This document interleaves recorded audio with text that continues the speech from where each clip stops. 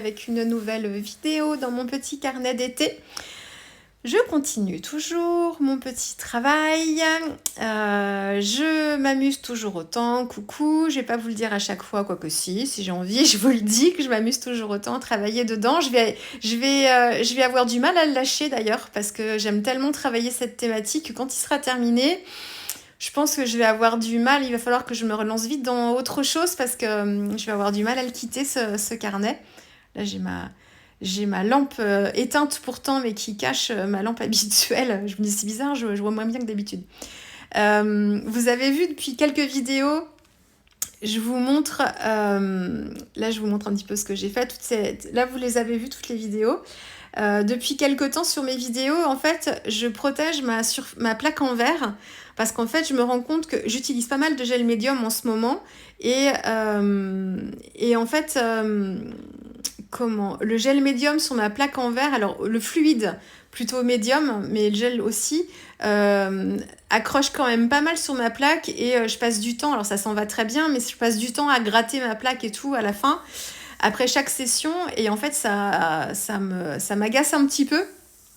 Et je travaille pas forcément très proprement, je m'en mets partout, enfin voilà. Et quand je fais mes collages, c'est pareil, j'utilise des papiers brouillons. Et en fait, je me rends compte que j'en utilise beaucoup trop, quoi. Je gaspille pas mal de choses.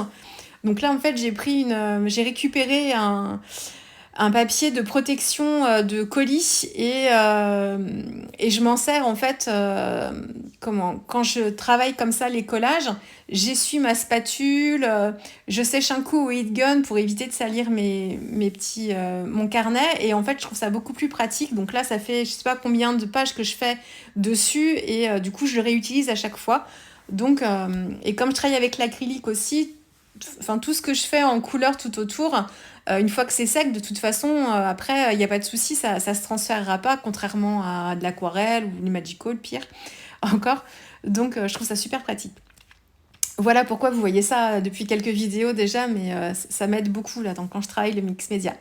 Alors, pour cette page, je vais travailler encore avec un hublot. J'avais, depuis le début de ce carnet, envie de me faire une page avec une pieuvre qui viendrait, en fait, dont on verrait les tentacules à travers un hublot. Et c'est pour ça que vous n'avez peut-être pas forcément fait attention, mais quand j'ai commencé à travailler le fond de mon carnet, j'avais des pages à rabat.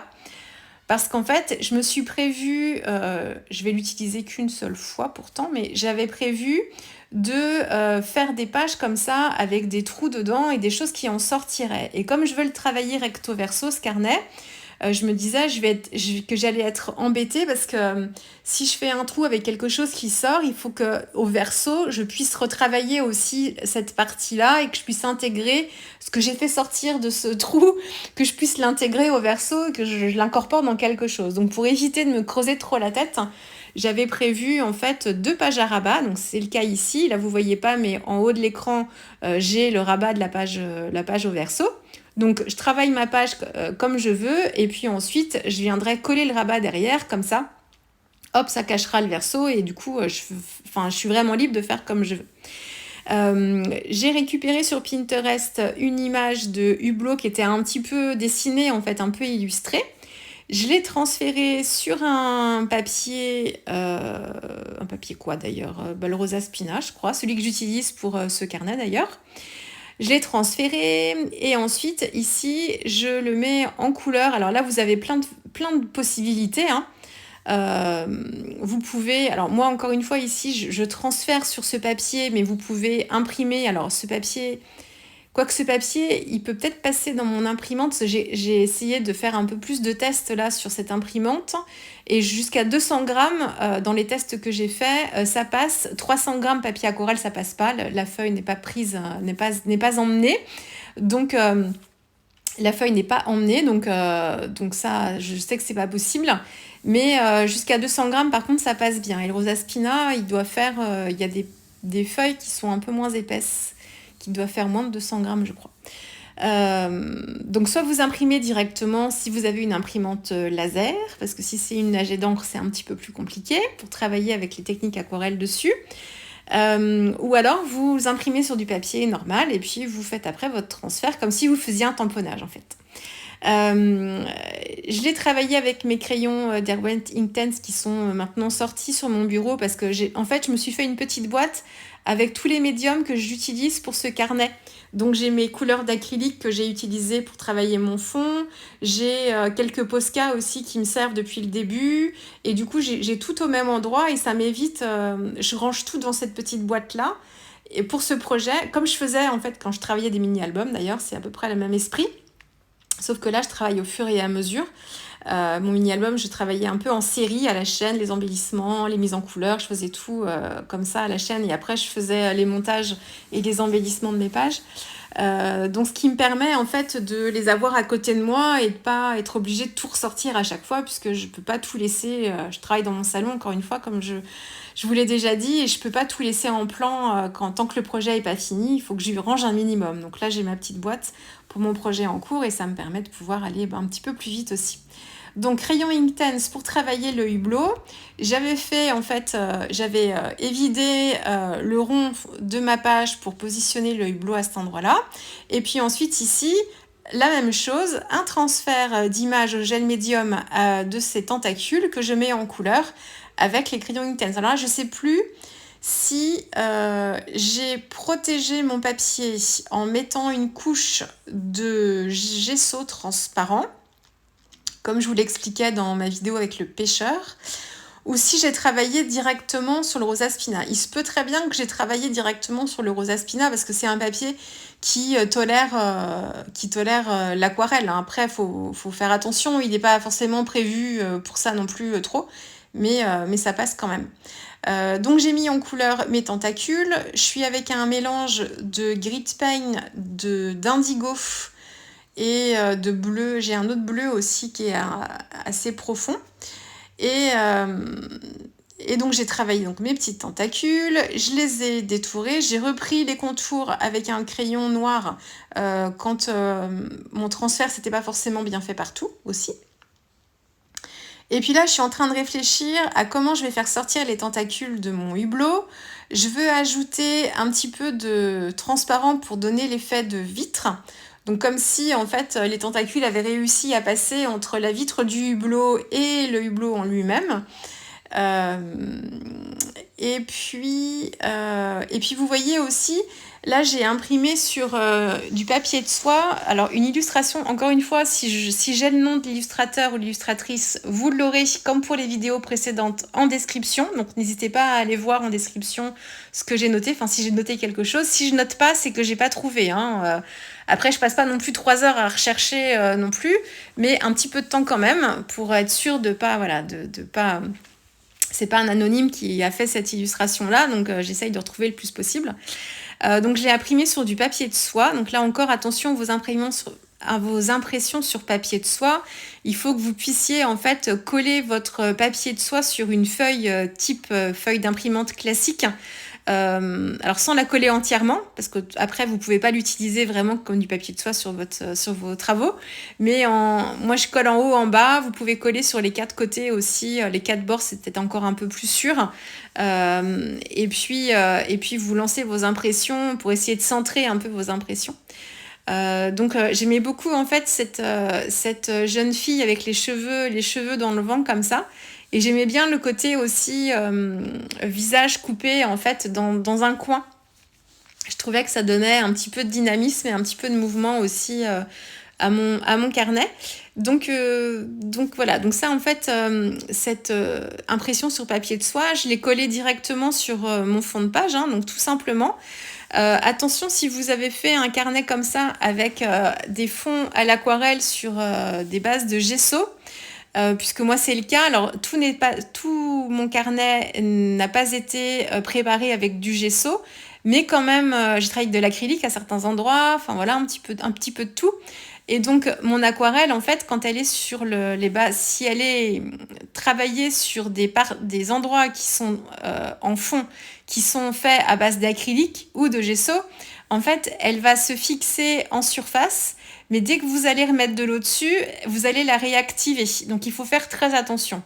Donc, quand vous collez des choses en fait dessus, il faut faire attention à ce que vous avez dans votre fond. Si c'est en fond acrylique, il n'y a pas de souci, ça ne bougera pas, peu importe ce que vous utiliserez.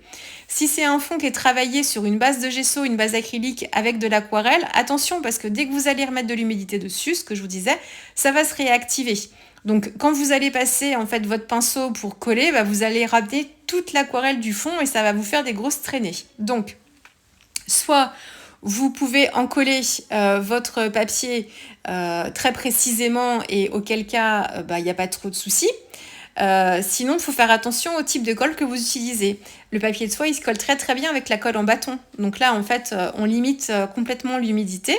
Et puis une fois que vous avez collé, si vous voulez remettre une couche de gel médium par-dessus, vous pouvez, mais attention de ne pas trop déborder. Tant que vous collez le gel médium, enfin que vous mettez le gel médium sur votre papier de soie, ça ira, puisque lui-même sera collé et que le gel médium ne viendra pas au contact de l'aquarelle. Donc normalement, ça se passe, qu'il y a la colle en dessous qui fait un petit peu barrage. Donc vous pouvez remettre un petit peu par-dessus, mais il faut faire attention, il faut être assez précis. Donc la colle en bâton, ça dépend ce que vous avez à coller encore une fois. Si c'est un papier, si c'est le papier de soie, la colle en bâton, ça suffit largement et ça colle très très bien. Donc j'ai trouvé comment j'allais mettre les tentacules et puis ensuite j'avais une impression de pieuvre comme ça que j'avais faite sur papier imprimante et je me suis dit, en fait je cherchais ce que j'allais mettre derrière le hublot parce que d'accord j'ai les tentacules mais en fait j'ai pas de fond puisque c'est l'arrière de mon rabat qui est tout blanc. Alors je m'étais dit au pire je lui mets de la couleur, je me crée encore un fond un peu fond des mers et puis ça ira. Mais je me suis dit, ce qui serait rigolo, c'est de pouvoir mettre la tête de la pieuvre, puis qu'on puisse voir son œil. En fait, on voit un petit peu ses yeux là dans ce que j'ai fait. Donc, j'ai fait mon transfert ou est-ce que j'ai fait un transfert? Je sais même plus. Alors, je sais plus. Soit j'ai fait un transfert ou alors je l'ai détouré, j'ai peut-être détouré, collé, mis un peu de gesso transparent dessus et ensuite je l'ai mis en couleur avec mes crayons d'Erwan, ça c'est sûr. Mais je sais plus trop comment j'ai fait. Il y a plein de façons de faire. Hein. Vous avez bien vu suivant mes vidéos. Là, je vous montre un petit peu plein de choses différentes, suivant les effets que l'on veut. Et puis, comment on fait aussi pour contourner une problématique. Suivant le papier qu'on utilise, suivant la surface sur laquelle on travaille, on essaye de rassembler un petit peu nos apprentissages et nos techniques, essayer de voir en fait ce qui conviendrait le mieux quand on veut faire telle ou telle chose. Ça encore, c'est l'expérience qui vous apprendra tout ça. Donc j'ai détouré ma pieuvre, je l'ai placée derrière et puis pour compléter les espaces en fait sans rien, est-ce que je l'ai collé sur un papier blanc? Non, j'ai dû le coller sur une chute de pages de livres justement de 20 milieux sous les mers.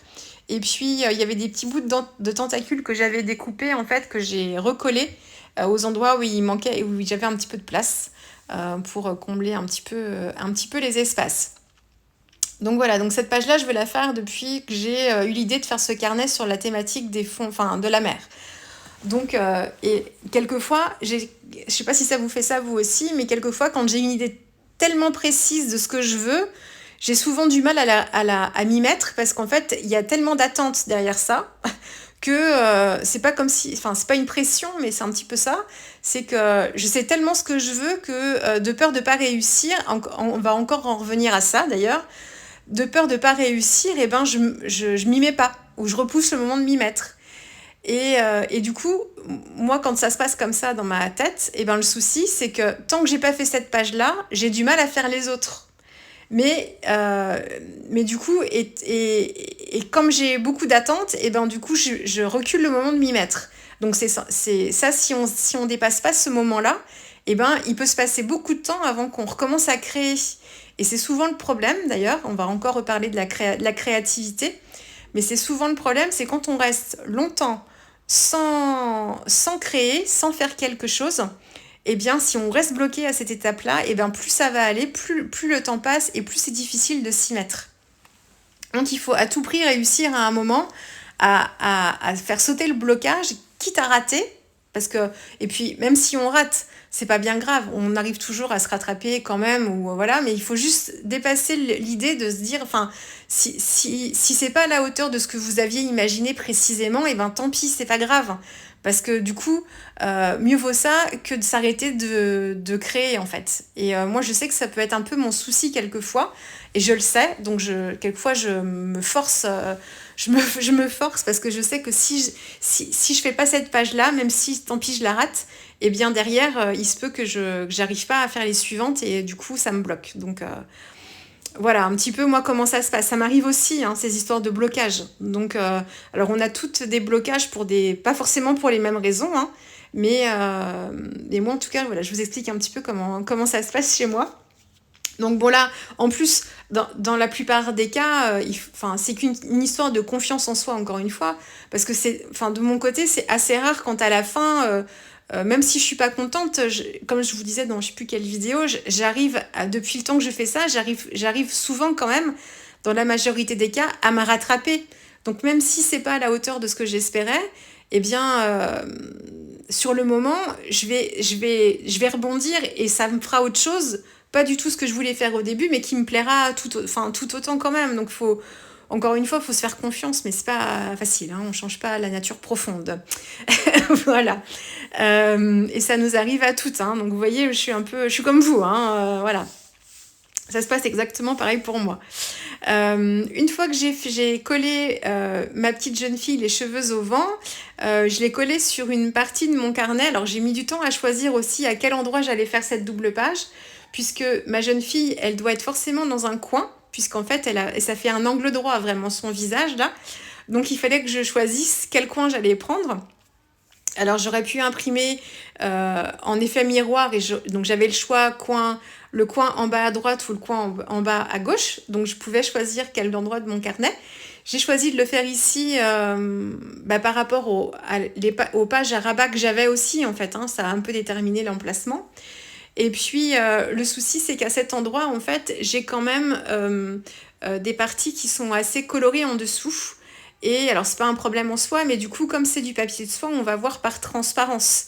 Mais du coup, ça donne un effet différent, en fait. C'est plutôt sympa aussi comme ça. Donc, une fois que j'ai fait ça, je me suis dit que j'aurais pu la laisser telle quelle, mais j'ai eu envie de retravailler un petit peu les contours du visage.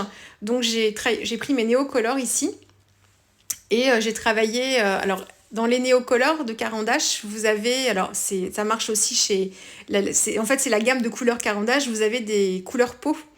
Donc j'ai dû utiliser, donc il y en a un qui s'appelle couleur chair, je crois, comme ça. Et en fait, je lui ai donné une petite teinte un petit peu plus rosée parce que je le trouvais un petit peu trop jaune. Donc j'ai rajouté, vous les voyez d'ailleurs, les deux couleurs, les deux couleurs de néocolore. Donc j'ai fait mon petit mélange, j'ai travaillé un petit peu le visage comme ça.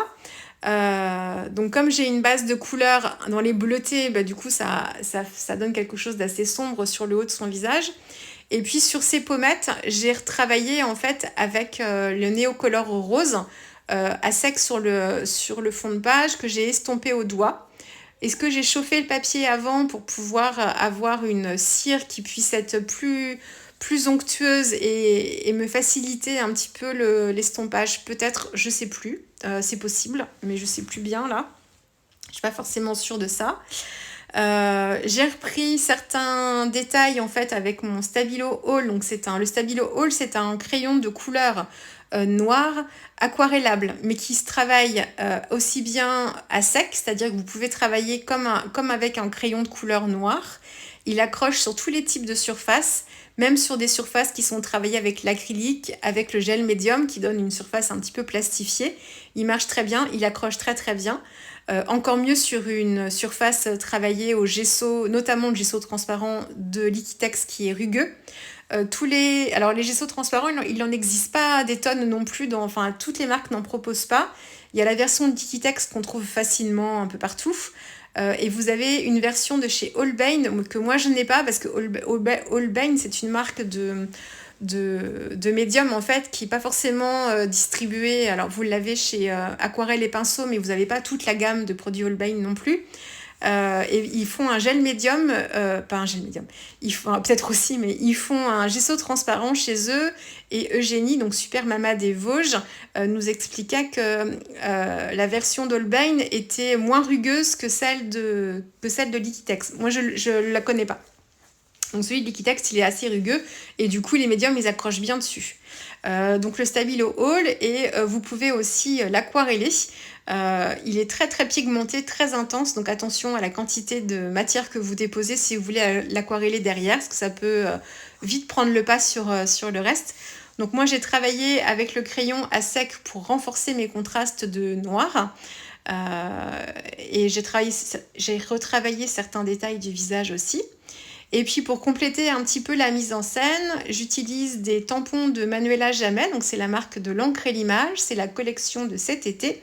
Il y a pas mal de feuillages que moi j'insère dans cette thématique des mondes marins, puisqu'en fait, feuillage, alors il y a feuillage et algues, on peut y voir un petit peu les deux, et puis c'est aussi l'aspect végétation côtière aussi, ce à quoi me font penser aussi les tamponnages de feuilles.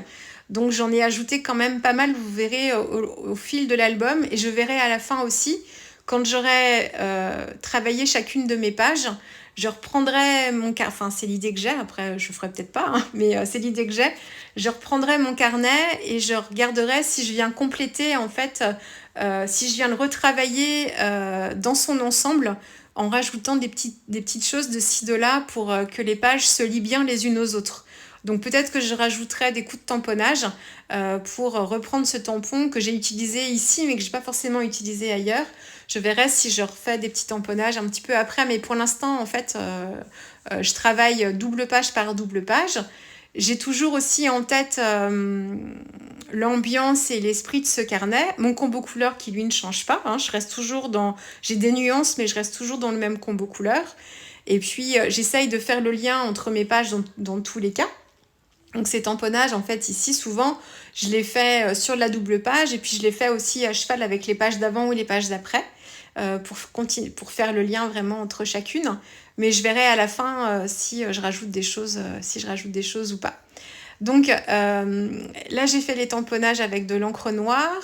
Ensuite, j'ai travaillé la mise en couleur des tamponnages avec des Posca. Donc j'ai un Posca ivoire et un Posca beige que j'utilise ici. Et puis ensuite, pour refaire... Alors, c'est pas que je refais le contour de mes feuilles ici, c'est que je les fais comme si je les avais moi-même dessinées en double trait, c'est-à-dire que je prends mon crayon et je ne repasse pas précisément sur les traits du tampon, je viens dédoubler mes traits en fait, comme si j'avais griffonné ça. Et ça donne un côté, ça donne au tamponnage un côté plus dessin que tampon en fait. J'ai trouvé qu'en faisant ça, ça me permettait de les incorporer un petit peu plus facilement. Et ça rappelait un petit peu aussi le portrait de la jeune fille qui est fait un petit peu, il n'est pas fait trop dans cet esprit, mais il y a un côté dessin crayonné quand même. Donc ça me permettait de renforcer un petit peu cet effet-là. Je mets beaucoup de temps à trouver mes titres. Pourtant, si j'en mets pas, ça me manque. Si j'ai pas de texte, ça me manque. Mais là, je suis pas du tout inspirée sur mes titres. Et donc là, je pioche dans mes stickers de Art by Marlène. J'ai plein de stickers avec des phrases. Et en fait, quand je fais mes pages, j'ai pas de titres qui me viennent tout de suite. C'est quand je regarde ce que j'ai dans mes stickers, dans les propositions de phrases, qu'à un moment, il y a une phrase qui va parler avec la page que je viens de faire. Mais mon titre est pas dans ma tête, en fait. Ça peut m'arriver, mais c'est bien souvent à la fin. Et c'est quand je découpe des phrases dans les magazines aussi que j'ai récupérées. Eh bien, c'est quand je les lis que je vais voir, ah tiens, celle-ci, elle correspondrait bien à cette page. Ça va m'inspirer. Mais le titre, il vient pas avant. Donc là, en fait, je crois que le titre, c'est Difficult Roads Lead to Beautiful Destination. Avec mon bel accent toujours. C'est les chemins, les routes difficiles mènent vers de belles destinations.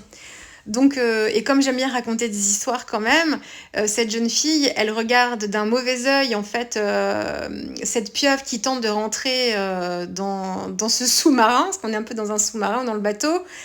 C'est un peu inquiétant, mais il faut voir au-delà de ça, quoi. Que une fois qu'elle aura dépassé ses peurs, de l'autre côté, plus loin, la destination sera belle et voilà, de belles choses l'attendent après, mais qu'il faut passer par des moments un petit peu anxiogènes.